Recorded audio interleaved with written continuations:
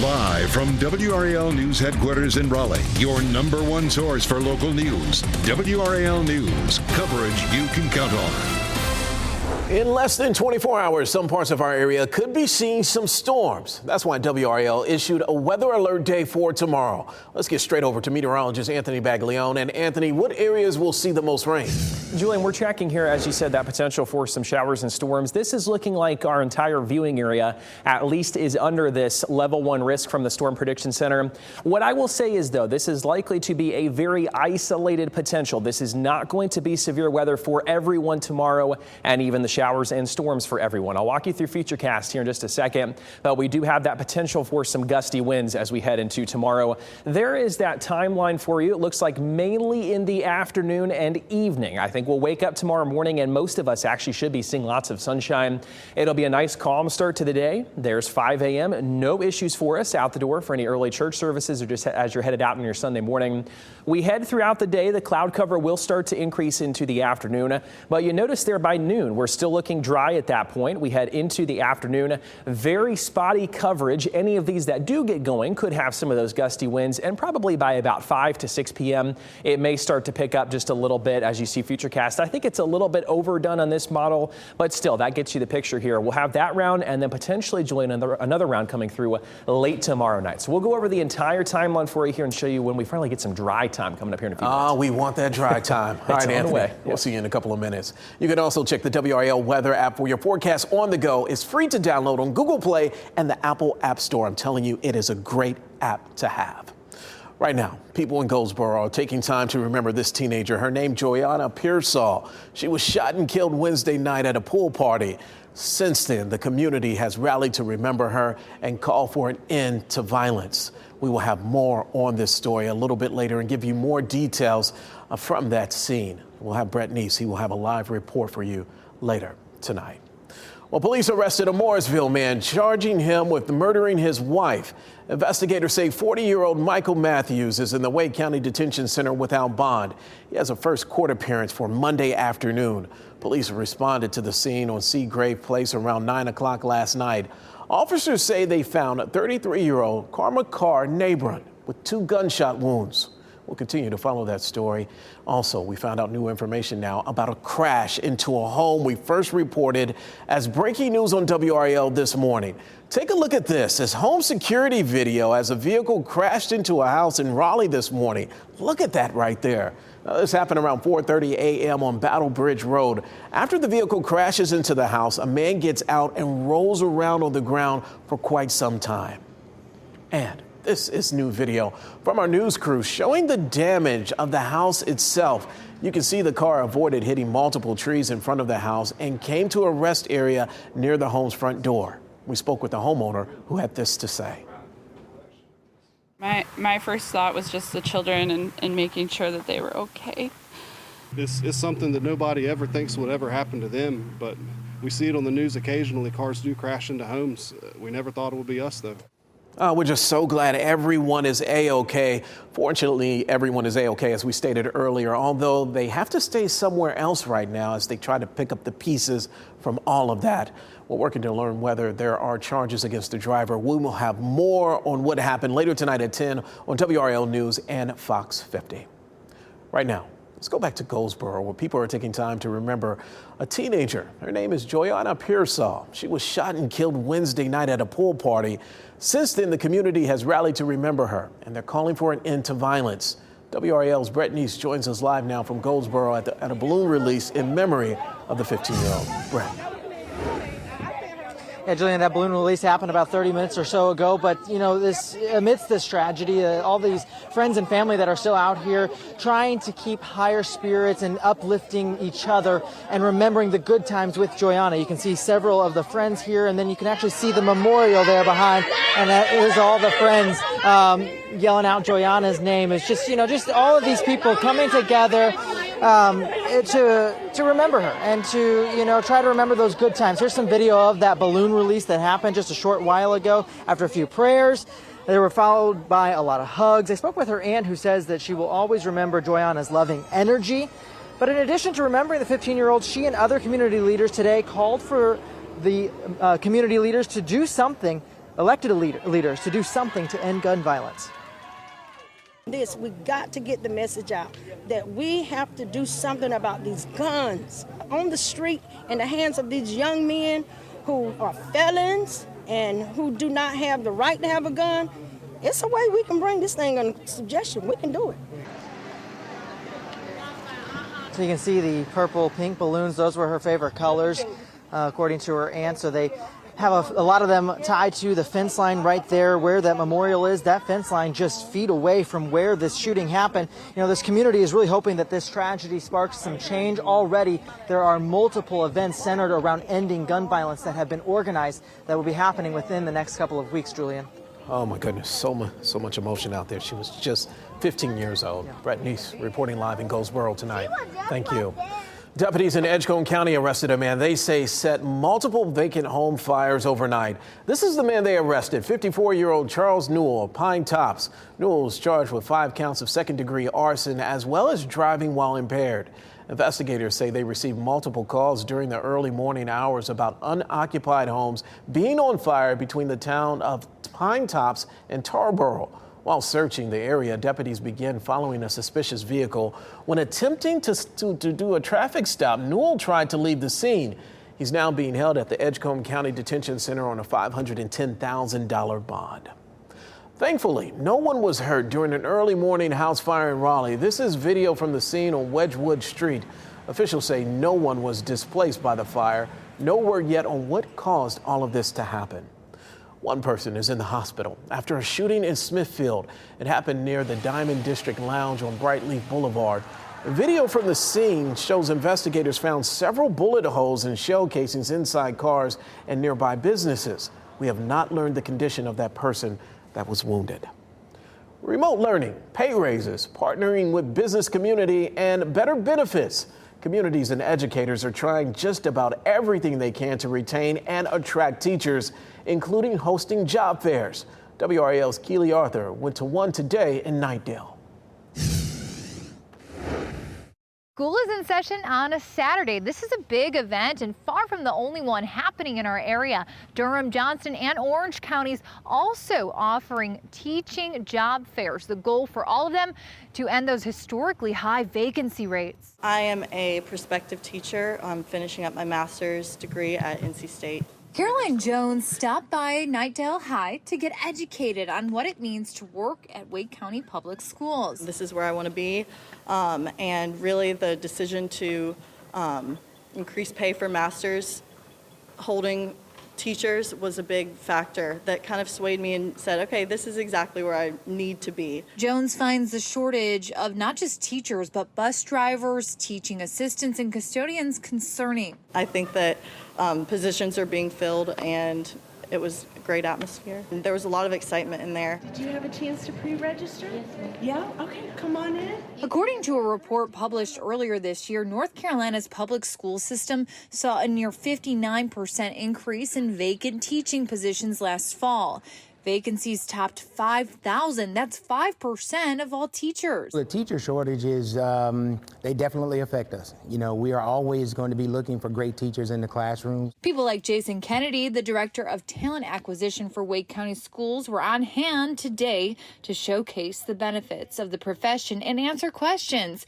He also talked about how the district is changing tactics in acquiring talent, like holding virtual interviews. Something centered around the passion for kids, something centered around them wanting to make an impact in a child's life. Jones left the event feeling excited and says she plans to apply, which anyone can do on the district's website. I'm very excited to get the ball rolling, start working in Wake County. School districts, including Wake County, offering a number of incentives from a financial standpoint. We're talking about attendance-based bonuses, bonuses for bus drivers, bonuses for signing up for the job, as well as incentives to get a higher advanced degree. If you're currently an employee, you're going to see a pay bump if you do that as well.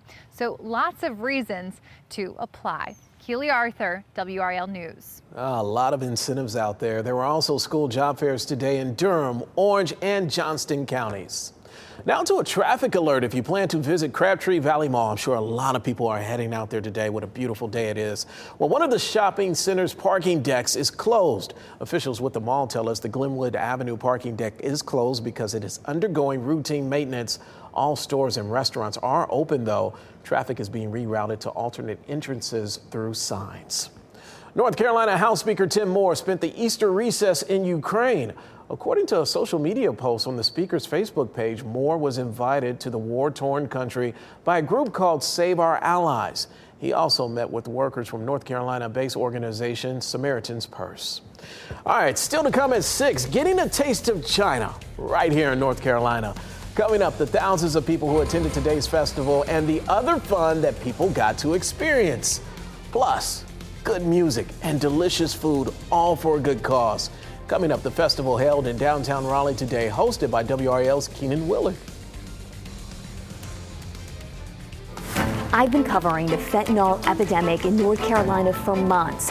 On the record, we hear from families whose loved ones were addicted to fentanyl. And we'll talk about the one community we haven't covered yet, a community being impacted the most. On the record, tonight at 7. Welcome back. Thousands turned out today in downtown Cary for an extravaganza of Chinese food and culture.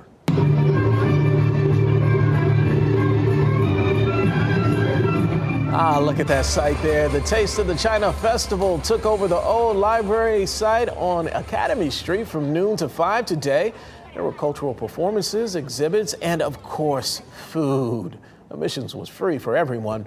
And WRAL's Renee Chu was there to MC for the first few hours. Looks like it was so much fun. Well, today, NC Central hosted an important health event for women. It was the 9th annual Women's Health Awareness Conference. It offered educational seminars, free health screenings, and resources. It also featured national speakers on environmental justice.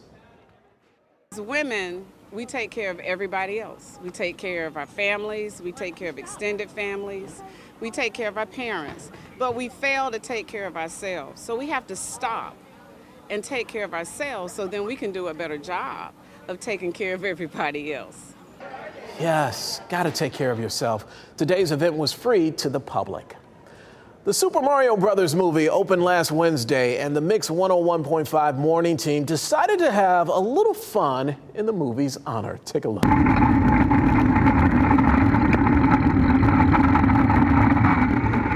Look at that there. They invited meteorologist Elizabeth Gardner and Willie E. Bull and friends to join in a Mario Kart race. They created a race course of tricycles at Crabtree Valley Mall. Oh my goodness, it looks like so much fun. Racers had to dodge water balloons and silly strings and try not to spin out. Lots of viewers and listeners showed up to cheer everyone on.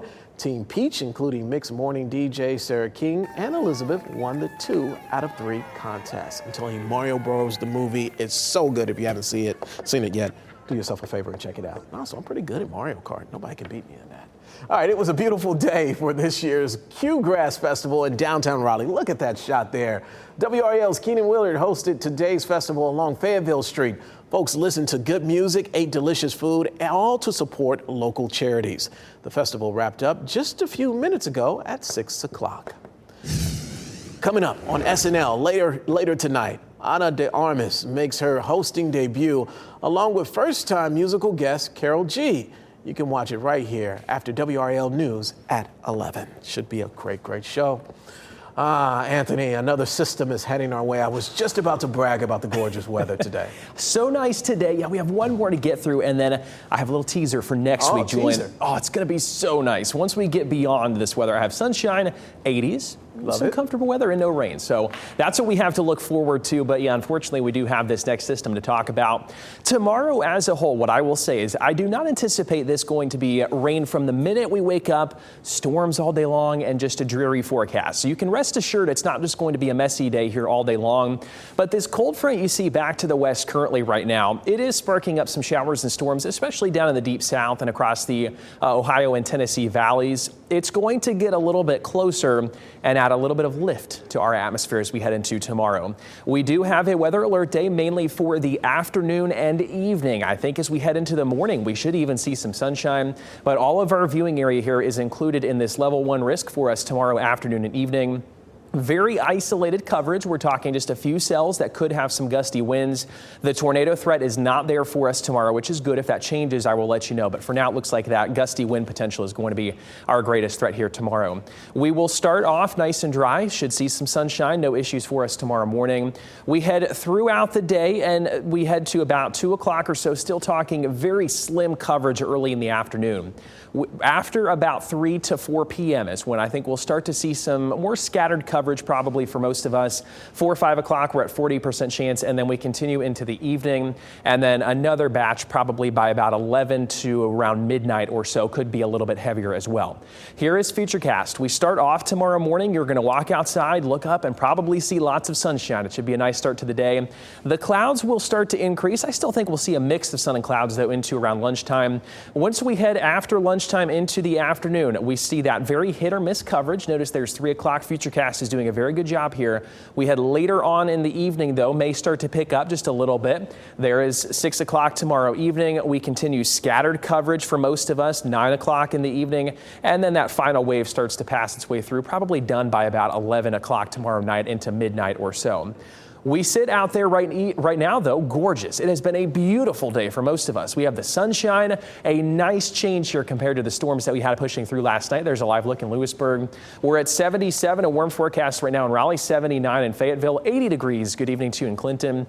We are going to see another warm forecast tomorrow, and we will start off very comfortable with temperatures right about 59, 60 degrees tomorrow morning.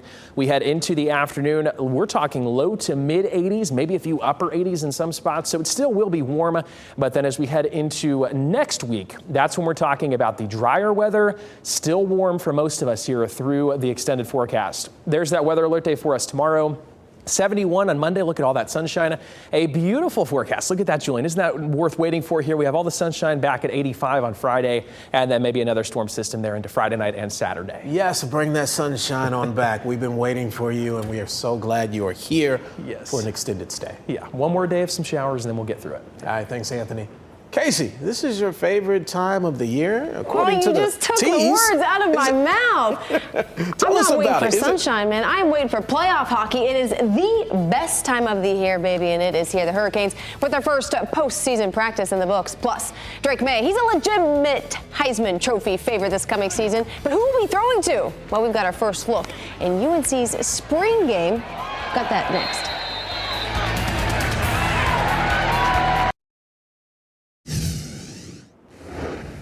Brent Burns has been named the NHL's second star of the week. The Blue Letters' 4 goals led all NHL skaters to round out the regular season, while his +5 rating was also tied for the league lead. Now, Burns registered 61 points in 82 games. Of course, this is all in his first season with Carolina. That marks the most points by any Hurricanes defenseman in a single season. Boy, it's been really impressive. Burns has fit in seamlessly with this group, and obviously it's been a huge part of the Hurricanes' success this season. And the Canes will look to him for an offensive spark in the first round against New York, but he's not the only X factor on the blue line. It's impressive what Carolina has gotten from the back end this season. The Hurricanes led the NHL with 59 goals from defensemen this season, including 18 each from Burns and Brady Shea. Now, systems have a lot to do with that, but Burns, he said, it's still impressive to see. Our team has been really deep in that way, and it seems like every night it's a different guy doing it. And obviously Shazy's he's a huge part, and he's had a great year. And it's as a new guy coming in, it was really fun to watch and learn from him and Pesh. I think just the way they are together, and it's a special pairing. UNC putting a bow on the spring practices led by Drake May. He's already a Heisman favorite, but without Josh Downs, who will be his top target? Well, early signs point to Kent State transfer Dontez Walker May going deep to the Charlotte native for the touchdown. after a tough season now last year. The defense showing some early signs of life here, getting a sack on May on 4th and goal. And how about another transfer showing out this afternoon? Nate McCollum coming over from Georgia Tech. He's going to haul in a 15-yarder. We've got Pat Welter out there right now. We're going to have a full recap tonight at 10 and 11. Well, two-time Big South Player of the Year, Zach Neto, is heading to the show. The former Camel got the call up from the Anaheim Angels last night, making him the first 2022 draft pick to debut in the majors. His 7 appearances this year in the minors. He's got 3 home runs, 10 RBIs. I think he could very well be the Angels' everyday shortstop. Now, his alma mater, they were at Longwood this afternoon. The Camels, they're not often in this position, down 5-1, but Cade Boxrucker comes in relief, keeping the Camels in this one, going 5 innings, allowing just 1 hit, no runs. He fans 7. Bryce Arnold gets Camel back within 2 with a bases-clearing single to center. But that'd be it. 6-3, the final series finale tomorrow. Duke at number 11, Boston College. It was a tale of 2 halves, if you really want to call it that, for the Devils. A great start from Alex Gow. Just 1 run came on the balk. He struck out 6 in 5 innings. Duke, though, they had something brewing in the 4th. Luke Storm sparks a 5-run inning with a 2 RBI, 2-bagger. Devils were in control. They're up 6-1, heading to the bottom of the 6th. But Gow hadn't pitched more than 5 innings all season. He's out for the 6th, and it backfires. Eagles put up a touchdown, and they rally to win 9-6. Durham Bulls looking to keep its 3-game win streak rolling in Game 5 against Lehigh Valley tonight. It's a beautiful night to be out of the ballpark, but if you can't make it, don't forget you can catch all Bulls home games on WRAL Plus, Channel 34 over the air, and 12:57 on Spectrum. First pitch, Julian, is in just a few minutes at 6:35. And as you said, if you can get out to that ballpark, go do it. Oh, you have to. Beautiful night. All right, Casey, thank you. And thank you for watching tonight. You can watch more news at 10 o'clock on Fox 50 and then right here.